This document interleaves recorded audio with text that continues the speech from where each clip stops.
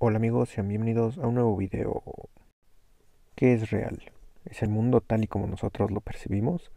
¿Sería nuestra realidad solamente una simulación? Quédate, porque esta es la ciencia detrás de Matrix.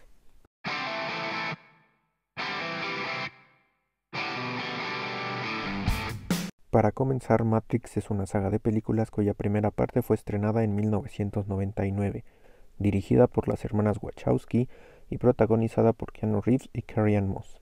Esta cinta nos cuenta la historia de Neo, un hombre que tras cuestionarse toda su realidad encuentra a Morfeo, un hacker, el cual le dará las respuestas a las preguntas que persigue, descubriendo así que vive en un mundo simulado. ¿Pero sería posible que nosotros vivamos en una simulación? Pues muchos científicos creen que podría ser así. Por ejemplo, Elon Musk afirma que existen dos posibilidades. Uno, que la tecnología continúe evolucionando hasta mejorar la realidad virtual y que ésta no pueda ser diferenciada de la realidad. O dos, que no lleguemos a hacerlo, pues nos extingamos primero. Pero viendo que hoy en día se manejan conceptos como metaverso, la primera opción suena cada vez menos extraño. Por otra parte, el filósofo sueco Nick Bostrom plantea tres escenarios posibles. Uno, que todas las civilizaciones se extingan antes de madurar tecnológicamente. Dos, que todas las civilizaciones tecnológicamente maduras pierdan el interés en crear simulaciones. O tres, que la humanidad ya esté viviendo en una simulación. Según Bostrom, si una civilización en cualquier parte del cosmos pudiera generar tales simulaciones, éstas se multiplicarían rápidamente y casi con seguridad la humanidad estaría en una de ellas. Otros científicos han comentado postulados similares a favor de que vivimos en un universo simulado. Max Tegmark, por ejemplo, plantea que las leyes matemáticas son la prueba de que el universo es simulado. Por su parte, Ray Kurzweil postula que, en realidad, las mismas leyes físicas serían un conjunto de procesos computacionales, por lo que nuestro mismo universo sería en realidad una computadora.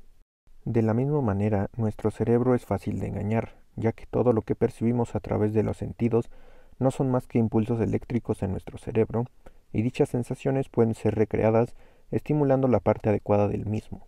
Y aquí es de donde surge otra cuestión. Si necesitamos entonces un soporte físico para generar procesos neuronales, ¿en qué plano está este soporte físico si vivimos en una simulación? Esta pregunta cambia el punto de vista, ya que plantea la simulación como una creación del propio hombre y no una creada por otra civilización en donde nuestro cuerpo se mantiene en un estado criogénico mientras vive en ella.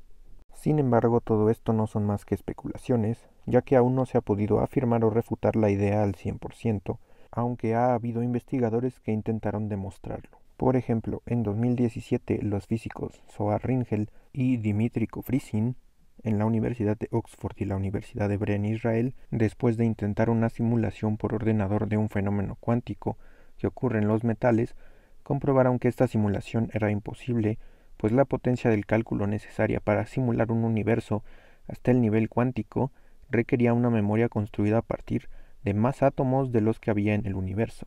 En otras palabras, la complejidad del fenómeno y la simulación de un universo, tal y como lo entendemos hoy en día, presentan un problema para la creación de una simulación, ya que por cada partícula se tendría que duplicar el número de procesadores, memoria, electricidad y un largo etcétera. Sin embargo, esto no determina que nuestro universo no sea una simulación, pero al menos sabemos que ningún sistema informático creado por el hombre hasta hoy día puede ejecutar una simulación de tal magnitud.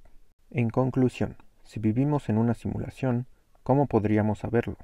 Según Bill Nye, no podríamos, ya que los planteamientos o conclusiones a los que creeríamos llegar serían fruto de la misma simulación.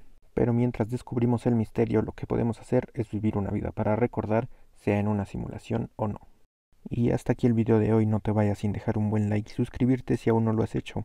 Comparte este video y síguenos en nuestras otras redes sociales. Y no olvides que... Si tomas la píldora azul, termina la historia.